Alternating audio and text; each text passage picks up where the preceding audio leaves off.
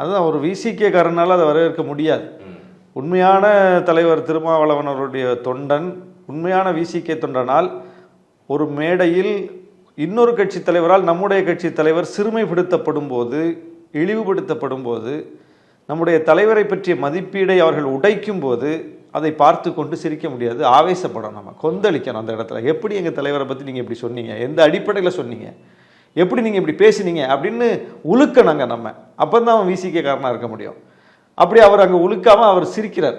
அது எங்களுக்கே அதிர்ச்சியாக இருக்குது. அது எப்படி சிரிக்க முடியும் ஒருவரால்? அவர் விஜய் வந்து திமுகவை இழிவுபடுத்தினார் அந்த மேடையில். விஜய் வந்து கூட்டணியை இழிவுபடுத்தினார். விஜய் யாரை இழிவுபடுத்தினார்? திருமாவளவன் முடிவெடுக்க முடியாத தலைவர், முடிவெடுக்கக்கூடிய திறன் இல்லாமல் இந்த மேடைக்கு வரலன்னு சொல்றாரு. அதுதானே நேரடி பொருள். அதுக்கு கூட்டணி அழுத்தத்தால் திருமாவளவன் இந்த மேடைக்கு வரலன்னா என்ன பொருள்? அதுக்கு கூட்டணி அழுத்தம் கொடுத்துட்டாங்க, அதுக்கு பயந்துக்கிட்டு இவர் வந்து வராமல் போயிட்டாருன்னு தானே சொல்றாரு. அப்படி ஒரு பயந்து முடிவெடுக்கக்கூடிய தலைவரா?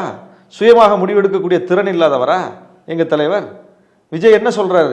அப்ப விஜய் எவ்வளவு மோசமான விமர்சனத்தை எங்கள் மீது வைக்கிறார். எங்கள் தலைவருடைய அந்த முடிவெடுக்கும் திறனையே கொஸ்டின் பண்றார், அந்த ஆளுமை திறனையே சேலஞ்ச் பண்றார். அப்போ விஜய்க்கு அரசியல் புதுசா இருக்கலாம், எங்க தலைவருக்கு அரசியல் புதுசு இல்லை. விஜய் 30 வருஷமா சினிமாவில் நடிச்சுக்கிட்டு இருந்தார். 30 வருஷமா தமிழ்நாட்டினுடைய மூளை முடுக்கெல்லாம் களத்துக்கு போய் கட்சியை கட்டமைத்து இந்த இடத்துக்கு கொண்டு வந்திருக்காரு எங்க தலைவர். அப்ப யாருக்கு யார் அரசியல் பாடம் எடுக்கிறது?